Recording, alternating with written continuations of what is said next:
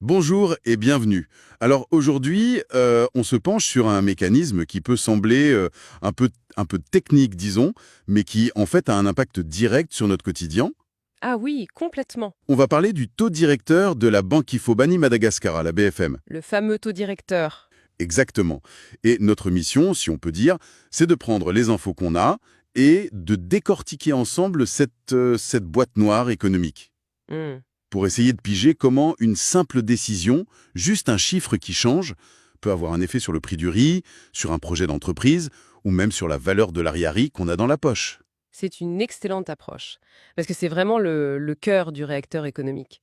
Ce taux directeur, on peut le voir un peu comme le thermostat central de l'économie malgache. Un thermostat, j'aime bien l'image. Oui, la Banque centrale, donc la BFM, s'en sert pour essayer de maintenir une température stable, pour éviter la surchauffe, c'est-à-dire l'inflation qui devient folle. Ce qui rend la vie impayable. Voilà, mais aussi pour éviter le grand froid, l'économie qui stagne, où personne n'investit et où le chômage grimpe. C'est un exercice d'équilibriste, en permanence. D'accord. Ce thermostat. Alors, commençons par le début.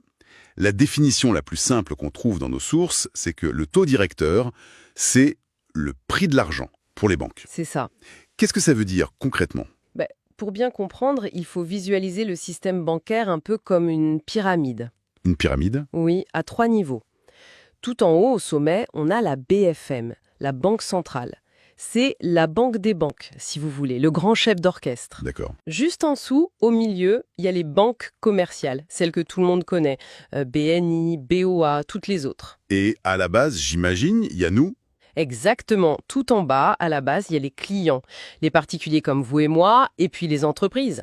Et l'argent, il circule du haut vers le bas, c'est ça? C'est tout à fait ça. Quand une banque commerciale a besoin d'argent frais, de liquidité, pour pouvoir prêter à ses clients, Elle se tourne vers le sommet. voilà, elle va toquer à la porte de la BFM. L'analogie de notre source est très bonne là-dessus.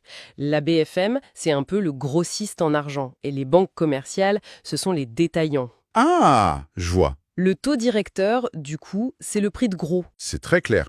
Donc si le prix de gros augmente, eh bien le détaillant va devoir augmenter son prix de vente pour garder sa marge.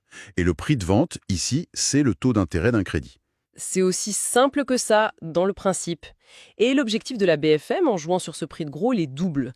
Et c'est crucial pour Madagascar. Le premier, c'est maîtriser l'inflation. Oui, garantir la stabilité des prix. Et le deuxième, qui est très lié, c'est de préserver la valeur de notre monnaie, l'ariari. C'est vraiment l'outil numéro 1 pour ces deux missions vitales. Bon, le cadre est posé. Maintenant, allons voir comment ce fameux thermostat fonctionne en pratique. On va prendre le premier scénario, celui qu'on connaît bien, malheureusement. Hmm. L'inflation qui s'emballe. Les prix du riz, de l'huile, du carburant, tout augmente et très vite. On a l'impression que notre argent fond, littéralement. Là, que fait la BFM? Alors, face à cette surchauffe, la BCM va chercher à, entre guillemets, refroidir l'économie. Logique. Et son outil principal, c'est d'augmenter son taux directeur. En rendant l'argent plus cher à la source, elle espère déclencher un effet domino pour calmer le jeu. D'accord. Alors, suivons cet effet domino, étape par étape. La BCM annonce une hausse de son taux. Quel est le tout premier maillon de la chaîne qui réagit? Le tout premier, ce sont les banques commerciales. Immédiatement. Pour elles, se refinancer auprès de la Banque centrale, ça leur coûte plus cher. D'accord. Donc, mécaniquement, pour protéger leurs profits, qu'est-ce qu'elles font? Elles répercutent cette hausse sur les crédits qu'elles proposent à leurs clients. Ah oui. Donc, les taux des prêts immobiliers, des crédits conso et surtout, des prêts aux entreprises pour investir. Tout ça, ça grimpe. Et c'est là que ça nous touche directement. Si je suis un chef d'entreprise et que le taux d'emprunt passe de 15% à, disons, 16%, ça peut tout changer pour mon projet. Absolument. Face à des crédits plus chers, la réaction est assez naturelle. On devient plus prudent. On réfléchit à deux fois. Exactement. Les ménages vont peut-être reporter l'achat d'une voiture ou la rénovation de leur maison. Et les entreprises, elles, vont geler certains projets d'investissement. L'achat d'une nouvelle machine, par exemple. En résumé, on emprunte moins, donc on dépense moins. C'est ça. Les gens et les entreprises dépensent moins. Et ça nous amène à la dernière étape. La demande globale dans l'économie baisse. S'il y a moins de monde qui veut acheter, la pression sur les prix diminue. C'est l'effet recherché pour calmer l'inflation. C'est précisément cette logique. Mais, et c'est un point crucial que notre source souligne, il y a une contrepartie. Une contrepartie inévitable. Laquelle? C'est un arbitrage qui est assez brutal en fait. Pour que le prix du riz arrête de flamber, on choisit délibérément de freiner l'économie. Avec des conséquences sur l'emploi, la croissance. Voilà. C'est le prix à payer pour retrouver la stabilité. C'est un dilemme. Terrible. Pour que ce soit encore plus parlant, on a un exemple chiffré dans nos notes. Je pense que ça peut vraiment aider à visualiser l'impact. Oui, mettons des chiffres là-dessus, c'est une très bonne idée. Allons-y.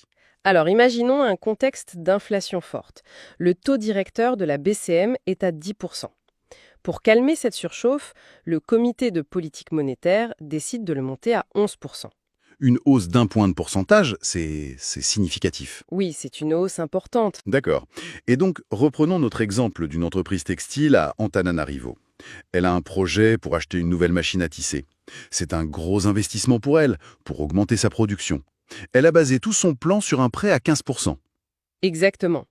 Sauf que, suite à la décision de la BFM, sa banque l'appelle et il lui dit « Désolé, mais le nouveau taux pour votre prêt, ce n'est plus 15%, c'est 16%. » Aïe! Et sur un gros montant, sur plusieurs années, ce petit pourcent, il peut rendre les mensualités beaucoup trop lourdes. Le projet, qui était rentable à 15%, ne l'est plus du tout à 16%. Et donc la direction de l'entreprise décide de tout annuler, ou au moins de reporter. De le mettre en attente, oui, en espérant des jours meilleurs. Et le plus fascinant, c'est que cette décision, qui est un coup dur pour cette entreprise, c'est en fait exactement ce que la BFM voulait provoquer. C'est tout le paradoxe de la politique monétaire. C'est ça. L'annulation de cet investissement, multipliée par des centaines d'autres décisions similaires partout dans le pays. Des familles qui renoncent à un crédit, d'autres entreprises qui freinent. Voilà. C'est la somme de tout ça qui mène à la baisse de la demande globale. Moins de demande de machines, moins de demande de matériaux, moins d'embauches. La fièvre de l'économie baisse. Et avec elle, la pression sur les prix. Le remède est efficace, mais il n'est jamais indolore. Jamais. C'est très clair. Maintenant, changeons de scénario. Faisons l'exercice inverse. On va de l'autre côté du thermostat. On va réchauffer l'ambiance. Exactement. Imaginons une économie anémique. Le chômage est élevé, les carnets de commandes sont vides, personne n'ose investir. Comment est-ce que la BCM peut tenter de relancer la machine? Alors, dans ce cas de figure, la logique est rigoureusement inversée. Mhm. Pour stimuler l'économie, la BSM va chercher à rendre l'argent moins cher, plus accessible. Elle va donc annoncer une baisse de son taux directeur. C'est un signal très fort. C'est un feu vert. C'est un feu vert, oui. C'est un message qui dit « le moment est venu de consommer et d'investir ». Et là, la réaction en chaîne repart, mais dans l'autre sens. Les banques commerciales peuvent se financer à meilleur coût. Et donc, elles peuvent proposer des crédits plus attractifs à leurs clients. La concurrence entre elles les pousse à répercuter cette baisse. Les taux des crédits diminuent. Oui, et là, ça peut vraiment changer la donne pour beaucoup de gens. Prenons un exemple concret là aussi. Une famille à Fianarantsoa qui rêve de construire sa maison. Avec des taux très élevés, c'était tout simplement impossible. Qu'est-ce qui change pour elle? Eh bien, si le taux directeur passe, disons, de 11% à 10%, sa banque pourra peut-être lui proposer un crédit immobilier non plus à 16%, mais à 15%. Et sur 20 ans, 1%, c'est énorme. C'est une différence colossale sur les mensualités. Et tout d'un coup, le projet devient réalisable. La famille se lance, elle emprunte et commence la construction. Et là aussi, on a cet effet d'entraînement. Une seule décision, construire une maison, ça a des répercussions bien au-delà. Ah oui, des répercussions énormes. La famille va engager des maçons, des charpentiers, Elle va acheter du ciment, des briques. du bois, des matériaux. Elle stimule toute une chaîne d'activités économiques locales.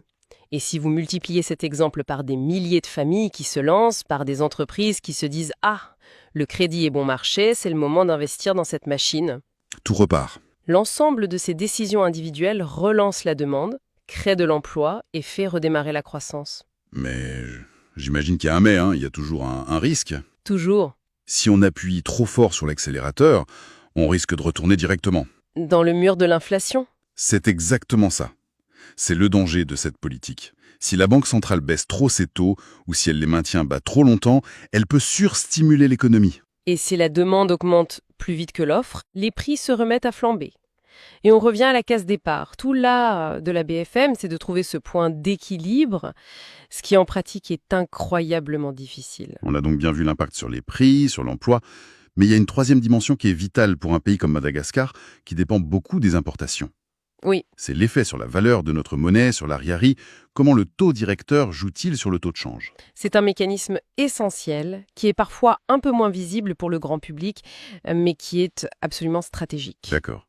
Le taux directeur, c'est aussi un outil de défense de la monnaie nationale.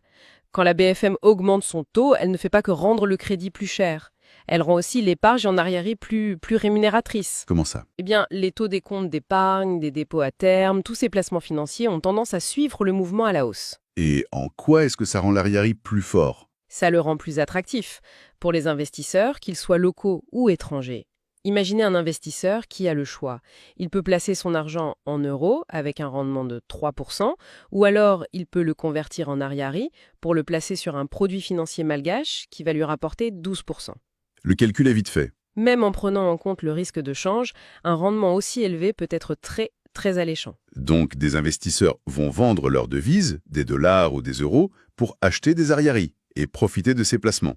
Et comme pour n'importe quel bien, si la demande augmente, Son prix augmente. C'est exactement ça. Cette demande accrue pour l'arrière sur le marché des changes va soutenir sa valeur. donc une hausse du taux directeur peut aider à renforcer l'arrière-i. Oui, à le stabiliser, voire à le renforcer face aux devises étrangères. Et un arrière fort, c'est crucial, parce que ça veut dire qu'on paye nos importations moins chères, le carburant, le riz importé, les médicaments. Ce qui, en retour, aide à maîtriser l'inflation. C'est une boucle vertueuse. C'est une boucle, exactement. Mais est-ce que c'est automatique?